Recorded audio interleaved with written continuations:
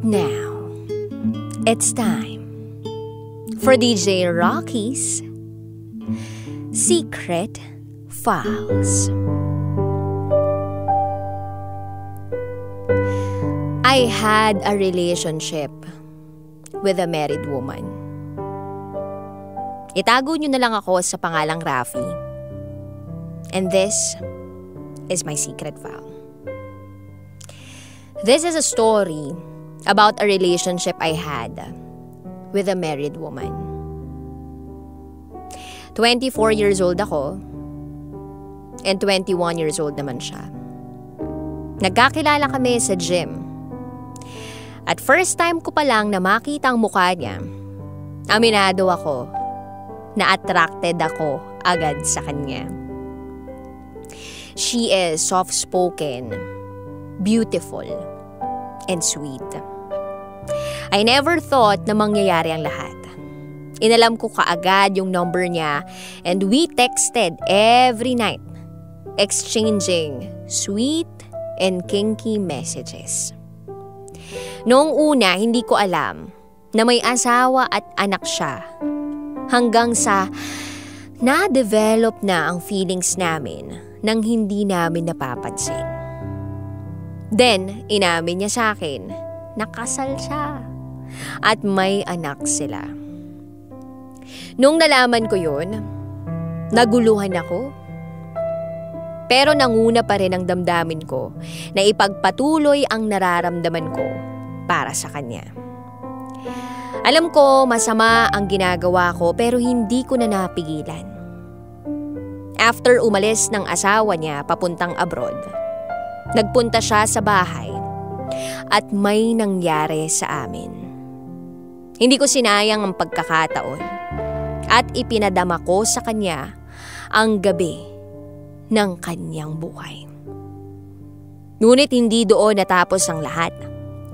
Lalong lumalim ang relasyon namin hanggang sa halos linggo-linggo nasa bahay na namin siya.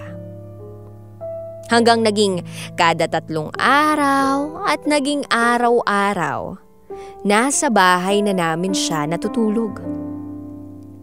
Aminado ako na gusto ko lahat ng nangyayari. Pero sa likod ng aking isipan, ay mali. Bigla akong naisip ang anak niya, na iba ang katabi sa pagtulog dahil pinapaalagaan niya sa kapatid niya. Pero kada may mangyayari sa amin, nakakalimutan ko lahat ng pangamba at napapasubo ako sa isang relasyon na habang lumalalim ay nagiging mali.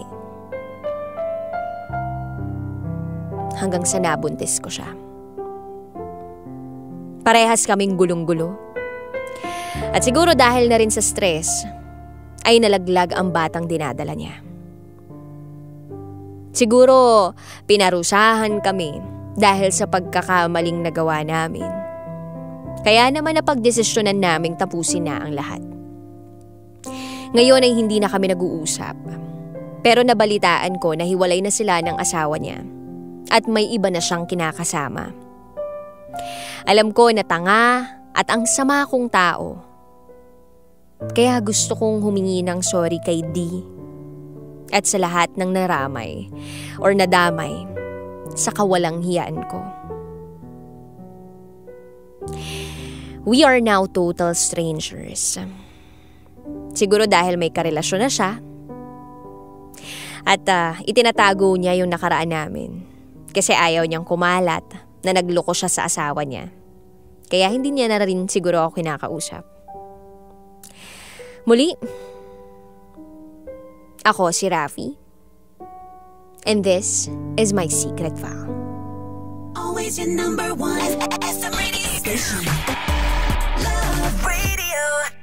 Hello, kabisyo! Uy, gusto mo pa ba ng mas marami pang Secret File episodes?